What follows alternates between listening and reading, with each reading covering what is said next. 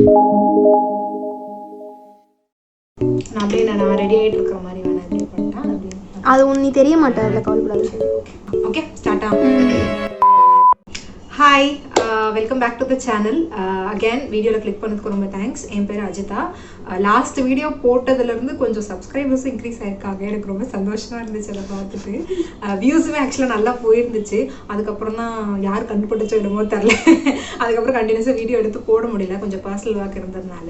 So இந்த year இன்னும் கொஞ்சம் கன்சிஸ்டண்ட்டாக இன்னும் கொஞ்சம் நிறைய வீடியோஸ் போடலாம் அப்படின்னு முடிவு பண்ணிருக்கோம். ஸோ லாஸ்ட் இயர் வந்து நிறைய செஞ்ச ஒரு ரெசிபி அப்படின்னா இந்த பனானா கேக் தான். ஃப்ரீக்வெண்ட் அதுவும் இந்த லாஸ்ட் 3 monthஸில் அடிக்கடி செஞ்சுட்டே இருந்தேன் இந்த பனானா கேக் ரெசிபி. என் ஃப்ரெண்ட்ஸ் என் ஃபேமிலிலேயும் ரொம்ப பிடிச்சிருந்தது அவங்களுக்கு. ஸோ அதோட ரெசிபி தான் இன்னைக்கு வீடியோவில் நம்ம பார்க்க போகிறோம். இந்த வீடியோ உங்களுக்கு பிடிக்கும்னு நம்புகிறேன். வீடியோ ரெசிபி பார்த்துட்டு வந்துட்டு அதுக்கப்புறம் பார்க்கலாம். ஸோ ஃபர்ஸ்ட் ஸ்டெப் வந்து பனானாவை நல்லா மேஷ் பண்ணிக்கிறது. ஒரு நல்ல பனானா கேக் செய்கிறதுக்கு அந்த பனானாஸ் வந்து ரொம்ப ரொம்ப ரைப்பாக இருக்கணும். ஆல்மோஸ்ட் பிளாக் கலரில் இருக்கணும் அதோட ஸ்கின். ஸோ அப்படி இருக்க 5 பனானாஸ் நான் இங்கே எடுத்திருக்கேன், சின்ன சின்ன பனானாஸ்ன்றதுனால. உங்ககிட்ட பெரிய சைஸ் வாழைப்பழம் இருந்துச்சுன்னா அதில் 2 நம்பர் எடுத்தால் போதும். இதை நல்லா மேஷ் பண்ணிவிட்டு இது கூட நம்ம ஆயில் அண்ட் பட்டர் ஆட் பண்ணிக்கணும். நீங்கள் இது ஃபுல்லாகவே ஆயிலையும் செய்யலாம், ஃபுல்லாகவே பட்டர்லையும் செய்யலாம். ஸோ ஆயில் வந்து 1/4 கப், பட்டர் வந்து 2 tablespoon.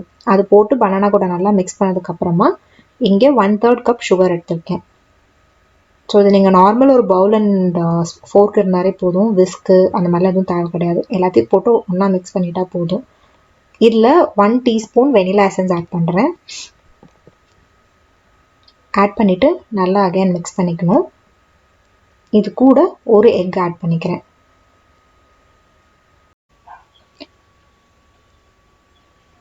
எப்போவுமே கேக் செய்கிறப்போ அந்த மிக்ஸ்சர் வந்து வெட் இன்க்ரீடியன்ஸும் ட்ரை இன்க்ரீடியன்ஸும் நல்லா ஈவனாக மிக்ஸ் ஆகிருந்துருக்கணும். ஸோ இப்போ ட்ரை இன்க்ரீடியன்ஸ் ஆட் பண்ணுறதுக்கு முன்னாடி எக்கு பனானாவை நல்லா மிக்ஸ் பண்ணிக்கணும். ஸோ ட்ரை இன்க்ரீடியன்ஸில் 1 கப் மைதா,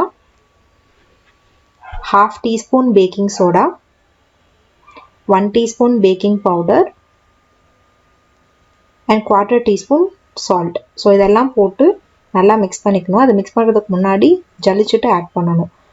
அகேன் கேக் செய்கிறப்போ எப்போவுமே எல்லா இன்க்ரீடியன்ஸும் ரூம் டெம்பரேச்சரில் இருக்கணும். எக்கு, பட்டர், பனானா எதுவாக இருந்தாலும் அது ரூம் டெம்பரேச்சரில் இருக்கணும். ஸோ ட்ரை இன்க்ரீடியன்ஸும் வெட் இன்க்ரீடியன்ஸோடு ஆட் பண்ணி நல்லா மிக்ஸ் பண்ணிக்கணும். நம்ம இது ரொம்ப போட்டு விகரஸாக மிக்ஸ் பண்ண வேண்டாம், லைட்டாக பொறுமையாக மிக்ஸ் பண்ணாலே போதும்.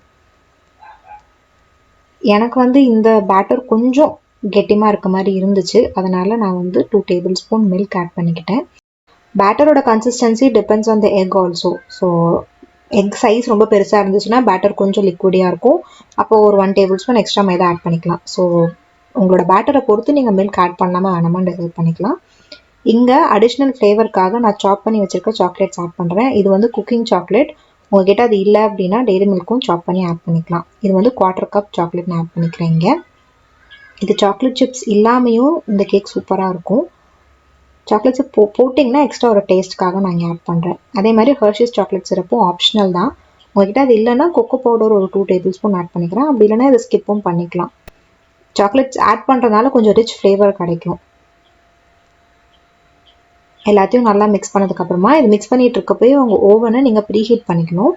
10 minutesக்கு 180 degrees Celsiusல ஓவன் ப்ரீஹீட் ஆனதுக்கப்புறமா இந்த மாதிரி ஒரு கேக் டென்னில் நான் நல்லா பட்டர் ஸ்ப்ரெட் பண்ணியிருக்கேன். அதில் இந்த கேக் பேட்டரை போர் பண்ணிக்கணும்.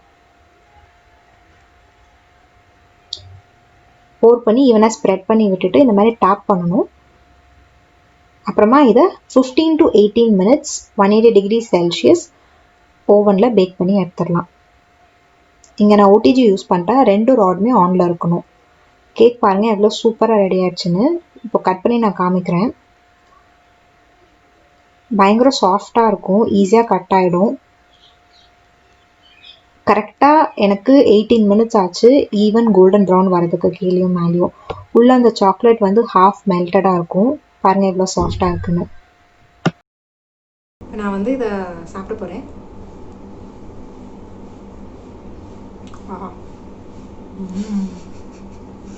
இங்கே தான் கொடுக்க போகிறேன். இங்கே தான் சாப்பிட்டு ரிவ்யூ சொல்வா. இன்னும் கொஞ்சம் ஸ்வீட்டாக இருந்திருக்கலாமோ இல்லையா? செம்ம டேஸ்ட்டாக இருக்குது. கண்டிப்பாக ட்ரை பண்ணி பாருங்கள். நியூ இயரை ஒரு ஸ்வீட் நோட்டோட ஆரம்பிங்க. இந்த இயர் எல்லாருக்கும் குட் ஹெல்த் அண்ட் ஹாப்பினஸ் இருக்கணும்னு நான் விஷ் பண்ணிக்கிறேன். தேங்க்யூ ஸோ மச் ஃபார் வாட்சிங் த வீடியோ. ஓகேவா? சப்ஸ்கிரைப் பண்ணுங்க அதெல்லாம் சொல்லவா? நம்மளே தின்னுருவோம் போலியே. நாளைக்கு அவள் வீட்டுக்கு எடுத்துட்டு போகலான்னு நினச்சேன். அரசியலுக்கு வருவது உறுதி, தேதி பின்னர் அறிவிக்கப்படும்ன்ற மாதிரி வீடியோ போடுவது உறுதி, தேதி பின்னர் அறிவிக்கப்படும். ஹாய், நம்மளோட தக்கனிக்கு சார்னிக்கு சாரி பண்ண தயவு செஞ்சு. ஐயோ ரெக்கார்ட் ஆகிட்டே இருக்கா அப்பேலேருந்து.